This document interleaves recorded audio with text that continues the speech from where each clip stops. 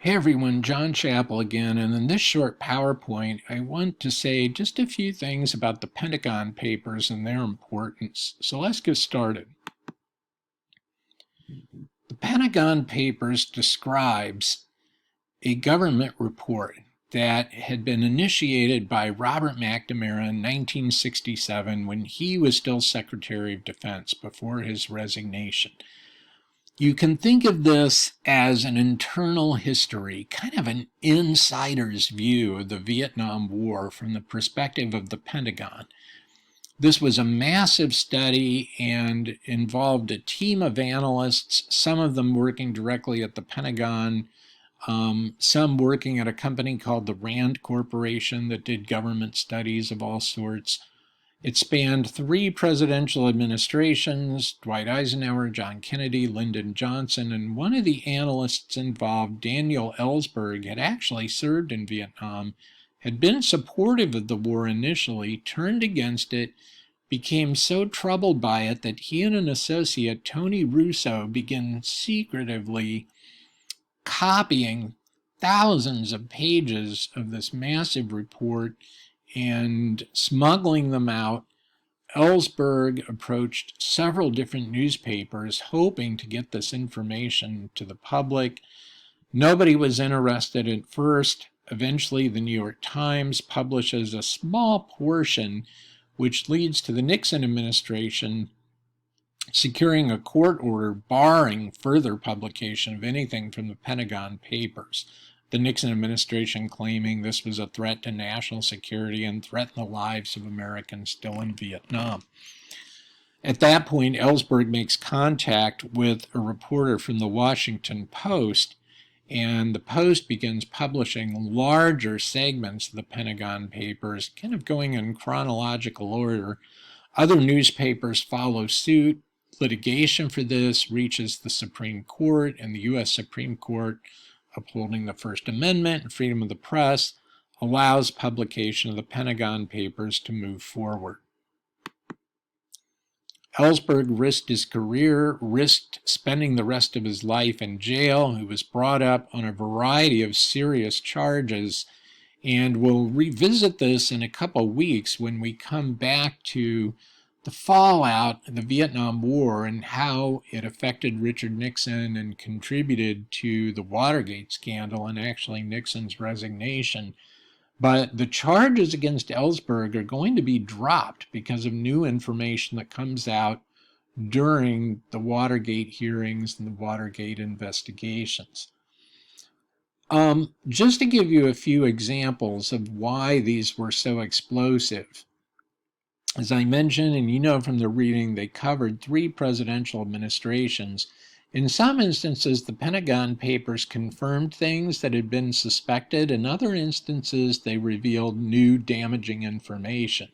So just to give you a few examples, from the Eisenhower administration, the Pentagon Papers made clear the Eisenhower administration's knowledge and intent to interfere in Vietnam's politics, its role in helping organize and run a rigged election in 1955 that subverted the Geneva Accords, brought Ngo Dinh Diem to power, led directly to the creation of the country of South Vietnam.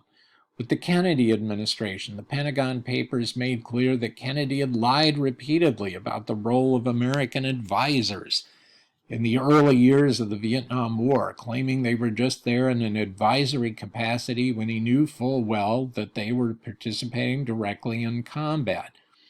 Another example, it revealed that the Kennedy administration was aware of the dismal failures of the Strategic Hamlet program, while it was presenting it to Congress and the public as this great success story.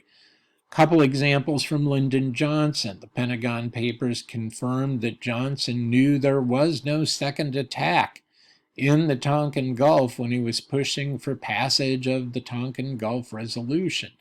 It also made clear Johnson's lies when he sent the first American ground troops to Vietnam and was telling Congress and the public in the spring of 1965 that their role was purely defensive, that they would only be guarding the perimeters of air bases when in reality Johnson had already authorized them to conduct sweeps up to 40 miles out in the countryside, turning the war very much into an offensive conflict. All of this is laid out. For you all who've grown up in an era of skepticism and great cynicism about politicians and government in general, it may be hard to understand what a shock all of this was. But in the 60s, even into the early 70s, most Americans still believed that their political leaders, people they elected, were being fundamentally honest with them. This is especially true with regard to the presidency. The presidents generally were telling the truth. And I think the 1-2 punch of the Vietnam War and the subsequent Watergate scandal did tremendous damage that we're still living with, and has contributed to the kind of skepticism and cynicism even about government that we see today.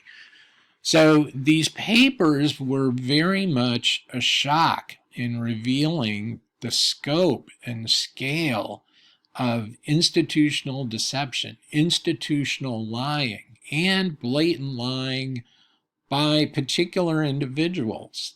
And not just presidents. I mean, the Pentagon Papers revealed, for instance, that Robert McNamara was aware as early as 1965 that the war in Vietnam couldn't be won in any sort of conventional sense, and that his support for expanding the war was done on the basis of maintaining an independent South Vietnam, kind of maintaining the status quo.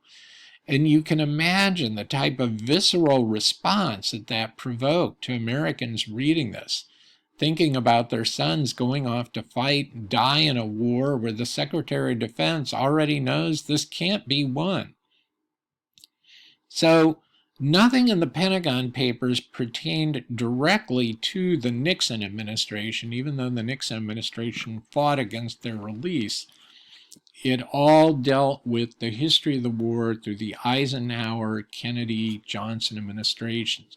These were published in magazines, excerpts published in newspapers. The entirety of the Pentagon Papers was published in book form, where it became a national bestseller. They were an absolute sensation, had a profound impact on American public opinion at the time, and their legacy, as I said, I think is something that we're still dealing with.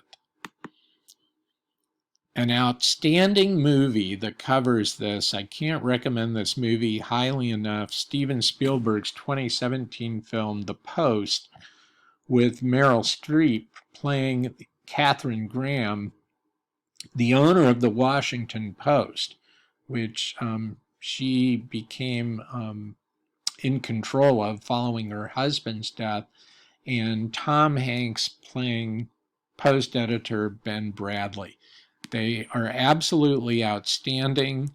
The movie is extremely accurate and does well at capturing what was at stake in their decision to move ahead to publish these, for her especially, I would say, and for Bradley in the newspaper as well.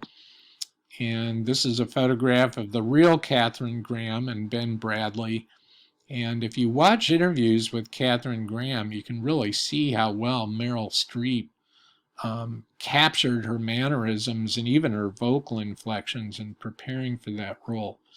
Great movie that does a fantastic job of showing the importance of the Pentagon Papers and equally the importance of the press in publishing them.